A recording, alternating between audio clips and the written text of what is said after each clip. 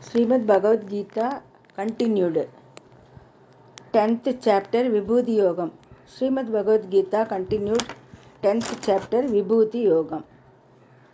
Sri Bhagavan Vacha Hantate Kadayishyami Divya Hyatma Vibhutayah Pradhanyatah Kurushreshta Nastyando Vistarasya Me Hantate Kadayishyami Divya Hyatma Vibhutayah Pradhanyatah Kurushreshta Nastyando Vistarasya Me Ahamatma Gudakesha Sarvabhutashayastitah Ahamadishcha Madhyancha Bhutanamandayeva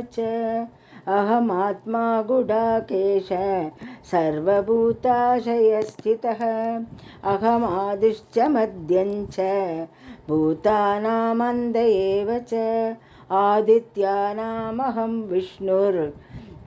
Vishnuhu Jyotisham Raviram Suman Marisirmarutamasmi Nakshatranamaham Sashi Adityanamaham Vishnuhu Jyotisham Raviram Suman Marisirmarutamasmi Nakshatranamaham Sashi Vedanam Samavedosmi Devanam-asmi Vasavah Indriyanam-manasashmi Bhutanam-asmi Chetanam Vedanam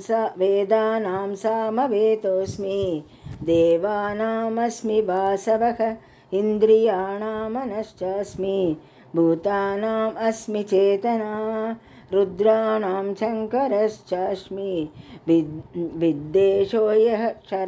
Charakshasam Basunam Pavagachasmi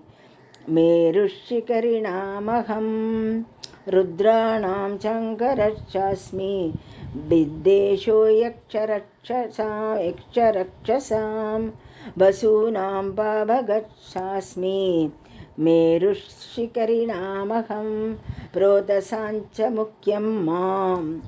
Viddhi Partha Prahaspatim Senaninamaham Skandaha Sirasamasmi Sagaraha Prodasancha Mukyam Mam Viddhi Partha Prahaspatim Senaninamaham Skandaha Sarasamasmi Sagaraha Maharshinam Brigraham Kiramasyegamakcharam Yajnanam Javayajñosmi Siddhavaranam Himalayaka Maharshinam Brigraham Kiramasmyegamakcharam Yajnanam Javayajñosmi Sthavaranam Himalayaka Ashvattas Sarva Vrikshanam Devarshinam cha Naradaha Gandharvanam Chitrarataha Sittanam Kapilo Munihi Ashvattas Sarva Vrikshanam Devarshinam cha Naradaha Gandharvanam Chitrarataha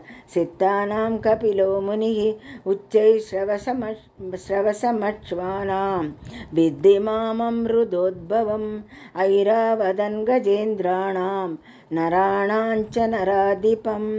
Uchchai Sravasamaczvanam Viddhimamam Rudodbhavam Airavadan Gajendranam Naranancha Naradipam Ayutanamaham Vajram Tenunam Asmi Kamaduk Prajajanascha Gandharpah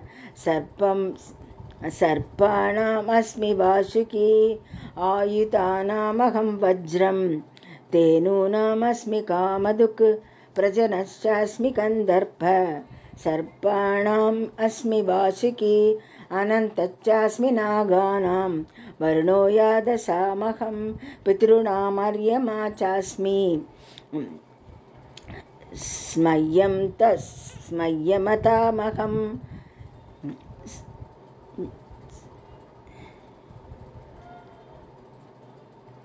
Anantashashmi Naganam Varno Yadasamaham Pitrunam Aryamachasmi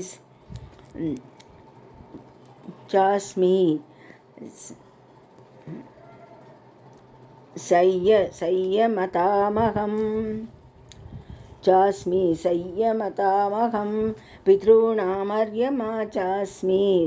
संयमतामहं पितॄणामर्यमा चास्मि संयमतामहं प्रह्लादश्चास्मि दैत्यानां कालः कलयतामहं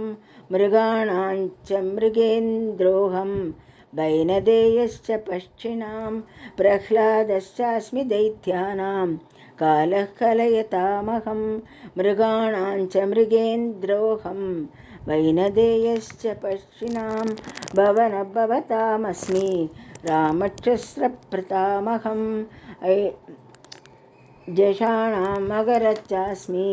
स्रोतसामस्मि जाह्नवी पवनः पवतास्तामस्मि रामश्चस्त्रप्रतामहं जक्षाणां मकरश्चास्मि सरोदसामस्मि जाह्नवी सर्गाणाम् आदिरन्दश्च मद्यं चैवाहमर्जुन अध्यात्मविद्याविद्यानां वादः प्रवदतामहं सर्गाणाम् आदिरन्दश्च मद्यं चैवाहमर्जुनः अध्यात्मविद्याविद्यानां वादः प्रवदतामहम् अक्षराणामकारोऽस्मि द्वन्द्वः सामासिकस्य च अहमेवाक्षयः कालो ताताहं विश्वतोमुखः अक्षराणामकारोऽस्मि द्वन्द्वः सामासिकस्य च अहमेवाक्षयः कालो दाताहं विश्वतोमुखः मृत्युः सर्वहरश्चाहम् उद्भवश्च भविष्यतां कीर्तिश्रीर्वाक्च नारिणां समृतिर्मेता त्रिदिक्षमा मृत्युः सर्वहरश्चाहम् उद्भवश्च भविष्यतां कीर्तिश्रीर्वाक्च नारीणां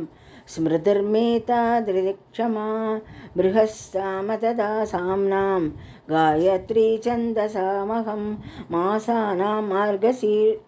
मार्गशीर्षोऽहं ऋतूनां कुसुमाकरः बृहस्सामतदासाम्नां गायत्री छन्दसामहं मासानां मार्गशीर्षोऽहं ऋतूनां कुसुमाकरः द्यूतं चलयतामस्मि तेजस्तेजस्विनामहं जयोऽस्मि व्यवसायोऽस्मि सत्त्वं सत्त्वतामहं वृक्षीणीनां वासुदेवोऽस्मि पाण्डवानां धनञ्जयः मुनीनामभ्यहं व्यासः कवीनां मुषणा कविः वृक्षिणीनां वासुदेवोऽस्मि पाण्डवानां धनञ्जयः मुनीनाम् अभ्यहं व्यासः कवीनां मुषणा कविः दण्डो दमयतामस्मि नीतिरस्मि जगीक्षतां मौनं चैवास्मि गुह्यानां ज्ञानं ज्ञानवतामहं दण्डो तमयतामस्मि नीतिरस्मि जिगीक्षतां मौनं चैवास्मि गुह्यानां ज्ञानं ज्ञानवतामहं यश्चापि सर्वभूतानां बीजं तदहमर्जुन न तदस्ति विना यस्त्यान् मया भूतं चराचरं यश्चापि सर्वभूतानां बीजं तदहमर्जुन न तदस्ति विना यस्यान् मया भूतं चराचरं नान्तोऽस्ति मम दिव्यानां विभूतीनां परन्दप एष दूते स